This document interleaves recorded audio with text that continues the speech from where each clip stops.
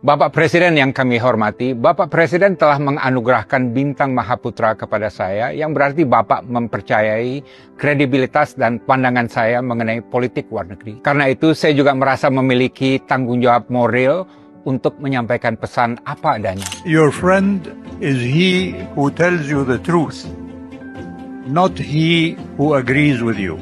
Sebagai sahabat lama Bapak, saya mewakili komunitas hubungan internasional dan banyak rakyat Indonesia menghimbau Presiden Prabowo untuk secara signifikan mengurangi perjalanan ke luar negeri dan tidak menganggap remeh jeritan publik mengenai hal ini. Dalam perhitungan kami, dari seluruh pemimpin dunia, Presiden Prabowo telah menjadi kepala negara yang paling sering melakukan perjalanan ke luar negeri. Semenjak menjabat menjadi presiden, 1 dari 6 hari dihabiskan beliau di luar negeri. Dan tidak heran kalau ada yang beranggapan bahwa ini tidak lazim dan di luar batas kewajaran. Dan sangat tidak mungkin dalam 18 bulan ke depan, Presiden Prabowo terus melakukan kunjungan internasional dalam frekuensi yang sama tingginya. Kunjungan kepala negara ke luar negeri memakan biaya yang besar dan bahkan sangat besar.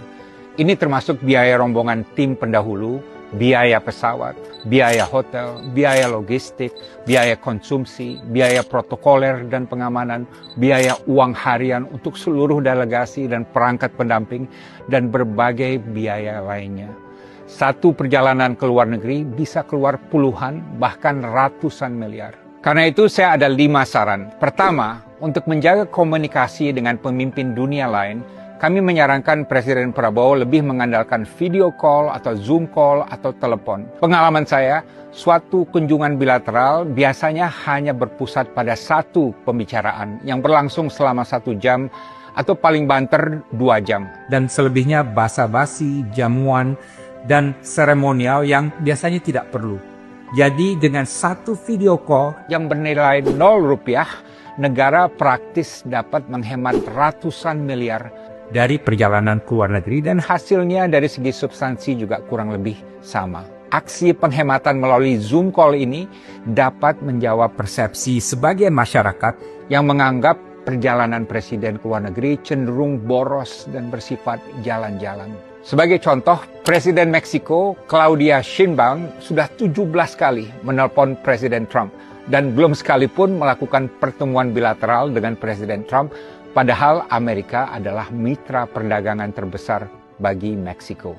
Dan dalam suatu kunjungan kerja ke Spanyol, Presiden Sheinbaum bahkan terbang naik pesawat komersil kelas ekonomi untuk memberikan teladan kepada rakyatnya bahwa penghematan yang diserukannya pada seluruh pemerintahannya juga berlaku bagi presiden di tingkat tertinggi. Kedua, untuk menghemat biaya dan waktu, kami juga menganjurkan agar Presiden Prabowo dapat memanfaatkan kunjungan ke suatu forum internasional untuk bertemu kepala negara lain yang juga hadir. Konon, sewaktu menghadiri sidang PBB di New York tahun lalu, Presiden Finlandia Alexander Stubb, yang merupakan pemimpin barat yang paling progresif dan pidatonya juga banyak disorot, meminta waktu untuk bertemu dengan Presiden Prabowo di New York, tapi tidak pernah direspon, entah kenapa. Dan dalam KTT ASEAN di Cebu, Filipina baru-baru ini, permintaan seorang kepala pemerintah negara ASEAN untuk mengadakan pertemuan bilateral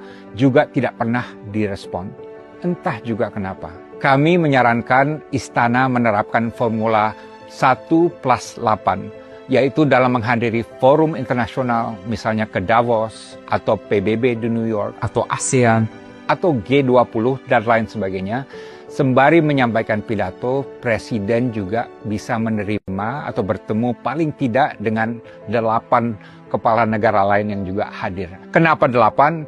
Karena nampaknya angka 8 adalah favorit Presiden yang juga dikenal sebagai 08. Ketiga, saya juga berharap kunjungan internasional Presiden Prabowo dapat dilakukan secara profesional dan direncanakan dengan baik. Kami mengamati ada sejumlah kunjungan yang dilakukan secara spontan tanpa perencanaan dan tujuan yang jelas. Rencana kunjungan internasional Presiden secara garis besar perlu dipetakan setahun sebelumnya. Baik Seskap Teddy atau Menlu Sugiono perlu mengumumkan rencana kunjungan presiden ke suatu negara 1 bulan sebelumnya atau minimal seminggu sebelum hari H. dan diumumkan juga bersamaan dengan negara yang akan dikunjungi. Kunjungan Presiden ke Pakistan dan Rusia sewaktu bencana banjir Sumatera misalnya dilakukan tanpa ada informasi apapun kepada publik sebelum berangkat. Perlu pula diterapkan asas akuntabilitas dan transparansi Karena cukup sering publik tidak tahu Presiden ada di mana di luar negeri. Keempat, saya juga menganjurkan untuk 1 tahun ke depan Presiden Prabowo lebih banyak menerima tamu negara di tanah air ketimbang melakukan perjalanan ke luar negeri. Inilah yang dilakukan Presiden Tiongkok Xi Jinping yang jauh lebih banyak menerima tamu negara di Beijing ketimbang bepergian ke luar negeri. Kelima, saya juga mengusulkan agar ke depan sebagian besar misi diplomatik yang bersifat taktis dapat dioper ke Menlu Sugiono.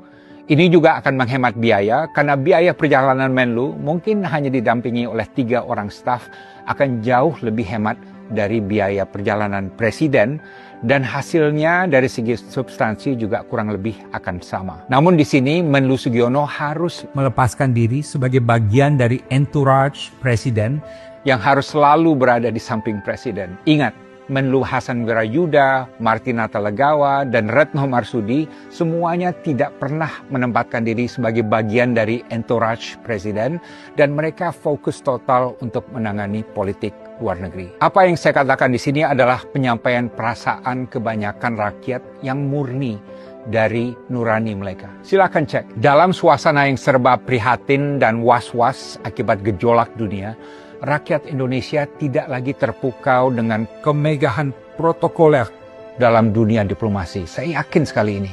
Rakyat mengharapkan pemimpin mereka bisa menunjukkan kepekaan dan kepatutan dalam melakukan perjalanan ke luar negeri. Saya Dino Patijalal, speak truth to power, speak truth to the people, wisdom without fear.